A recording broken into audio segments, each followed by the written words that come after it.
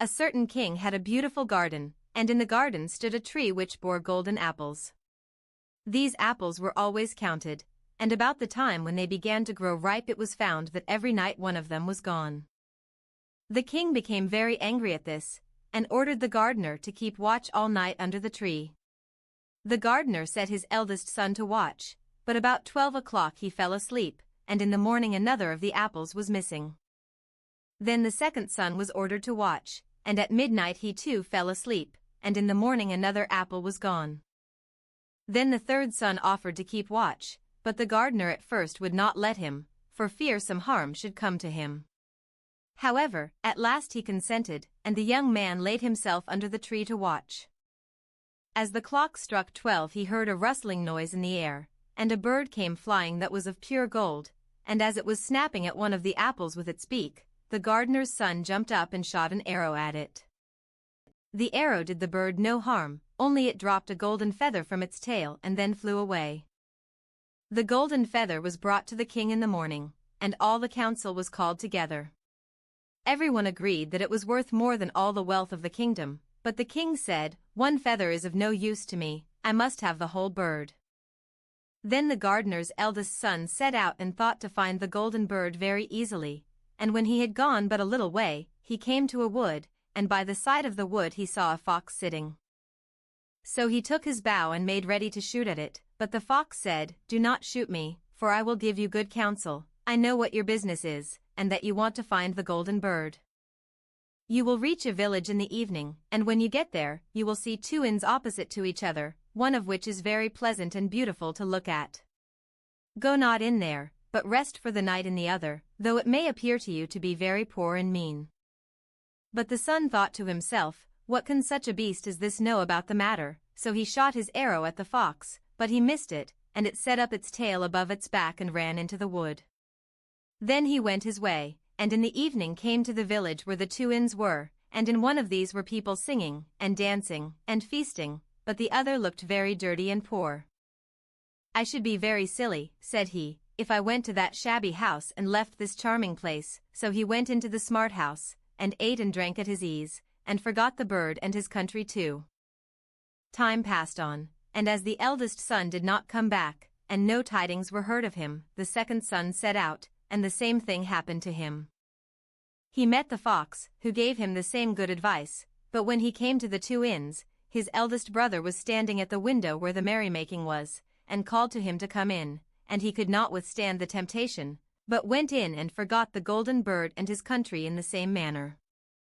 Time passed on again, and the youngest son too wished to set out into the wide world to seek for the golden bird, but his father would not listen to it for a long while, for he was very fond of his son, and was afraid that some ill luck might happen to him also. However, at last it was agreed he should go, for he would not rest at home, and as he came to the wood, he met the fox, and heard the same good counsel. But he was thankful to the fox, and did not attempt his life as his brothers had done, so the fox said, "Sit upon my tail, and you will travel faster." So he sat down, and the fox began to run, and away they went over stock and stone so quick that their hair whistled in the wind. When they came to the village, the son followed the fox's counsel, and without looking about him went to the shabby inn and rested there all night at his ease. In the morning came the fox again and met him as he was beginning his journey, and said, "Go straight forward till you come to a castle, before which lie a whole troop of soldiers fast asleep and snoring. Take no notice of them, but go into the castle and pass on till you come to a room where the golden bird sits in a wooden cage. Close by it stands a beautiful golden cage, but do not try to take the bird out of the shabby cage and put it into the handsome one, otherwise you will repent it." Then the fox stretched out his tail again, and the young man sat himself down, and away they went over stock and stone till their hair whistled in the wind. Before the castle gate all was as the fox had said, so the son went in and found the chamber where the golden bird hung in a wooden cage, and below stood the golden cage, and the 3 golden apples that had been lost were lying close by it. Then thought he to himself, "It will be a very droll thing to bring away such a fine bird in this shabby cage," so he opened the door and took hold of it and put it into the golden cage. But the bird set up such a loud scream that all the soldiers awoke, and they took him prisoner and carried him before the king.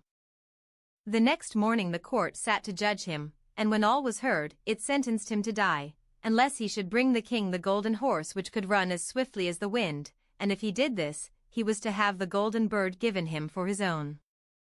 So he set out once more on his journey, sighing and in great despair, when on a sudden his friend the fox met him, and said, "You see now what has happened on account of your not listening to my counsel. I will still however tell you how to find the golden horse, if you will do as I bid you. You must go straight on till you come to the castle where the horse stands in his stall. By his side will lie the groom fast asleep and snoring. Take away the horse quietly, but be sure to put the old leathern saddle upon him, and not the golden one that is close by it." Then the son sat down on the fox's tail, and away they went over stock and stone till their hair whistled in the wind. All went right, and the groom lay snoring with his hand upon the golden saddle.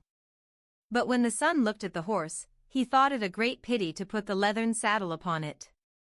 "I will give him the good one," said he, "I am sure he deserves it." As he took up the golden saddle the groom awoke and cried out so loud that all the guards ran in and took him prisoner. In the morning he was again brought before the court to be judged, and was sentenced to die. But it was agreed that if he could bring thither the beautiful princess, he should live and have the bird and the horse given him for his own. Then he went his way very sorrowful, but the old fox came and said, "Why did not you listen to me? If you had, you would have carried away both the bird and the horse.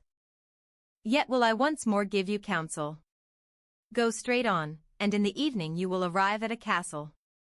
At 12 o'clock at night the princess goes to the bathing house. Go up to her and give her a kiss, and she will let you lead her away, but take care you do not suffer her to go and take leave of her father and mother." Then the fox stretched out his tail, and so away they went over stock and stone till their hair whistled again. As they came to the castle, all was as the fox had said, and at 12 o'clock the young man met the princess going to the bath and gave her the kiss, and she agreed to run away with him, but begged with many tears that he would let her take leave of her father. At first he refused, but she wept still more and more, and fell at his feet, till at last he consented, but the moment she came to her father's house the guards awoke and he was taken prisoner again. Then he was brought before the king, and the king said, "You shall never have my daughter unless in 8 days you dig away the hill that stops the view from my window." Now this hill was so big that the whole world could not take it away, and when he had worked for 7 days, and had done very little, the fox came and said, "Lie down and go to sleep, I will work for you." And in the morning he awoke and the hill was gone, so he went merrily to the king, and told him that now that it was removed he must give him the princess. Then the king was obliged to keep his word, and away went the young man and the princess, and the fox came and said to him, "We will have all three, the princess, the horse, and the bird." "Ah," said the young man, "that would be a great thing, but how can you contrive it?" "If you will only listen," said the fox, "it can be done. When you come to the king, and he asks for the beautiful princess, you must say, 'Here she is.' Then he will be very joyful, and you will mount the golden horse that they are to give you, and put out your hand to take leave of them, but shake hands with the princess last. Then lift her quickly on to the horse behind you, clap your spurs to his side, and gallop away as fast as you can." All went right. Then the fox said, "When you come to the castle where the bird is, I will stay with the princess at the door, and you will ride in and speak to the king. When he sees that it is the right horse, he will bring out the bird, but you must sit still, and say that you want to look at it, to see whether it is the true golden bird, and when you get it into your hand, ride away." This too happened as the fox said. They carried off the bird, the princess mounted again, and they rode on to a great wood. Then the fox came and said, "Pray kill me, and cut off my head and my feet." But the young man refused to do it, so the fox said, "I will at any rate give you good counsel. Beware of 2 things, ransom no one from the gallows, and sit down by the side of no river." Then away he went. Well, thought the young man, it is no hard matter to keep that advice. He rode on with the princess, till at last he came to the village where he had left his 2 brothers. And there he heard a great noise and uproar, and when he asked what was the matter, the people said, 2 men are going to be hanged. As he came nearer, he saw that the 2 men were his brothers, who had turned robbers, so he said, "Cannot they in any way be saved?" But the people said no, unless he would bestow all his money upon the rascals and buy their liberty. Then he did not stay to think about the matter, but paid what was asked, and his brothers were given up, and went on with him towards their home. And as they came to the wood where the fox first met them, it was so cool and pleasant that the two brothers said, "Let us sit down by the side of the river, and rest a while, to eat and drink." So he said, "Yes," and forgot the fox's counsel, and sat down on the side of the river, and while he suspected nothing, they came behind, and threw him down the bank, and took the princess, the horse, and the bird, and went home to the king their master, and said, "All this have we won by our labor." Then there was great rejoicing made, but the horse would not eat, the bird would not sing, and the princess wept. The youngest son fell to the bottom of the river's bed. Luckily it was nearly dry, but his bones were almost broken, and the bank was so steep that he could find no way to get out. Then the old fox came once more, and scolded him for not following his advice, otherwise no evil would have befallen him. Yet said he, "I cannot leave you here, so lay hold of my tail and hold fast."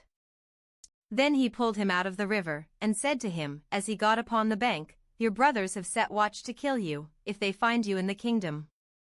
So he dressed himself as a poor man, and came secretly to the king's court, and was scarcely within the doors when the horse began to eat, and the bird to sing, and the princess left off weeping. Then he went to the king, and told him all his brothers' roguery, and they were seized and punished, and he had the princess given to him again, and after the king's death he was heir to his kingdom. A long while after, he went to walk one day in the wood, and the old fox met him, and besought him with tears in his eyes to kill him, and cut off his head and feet.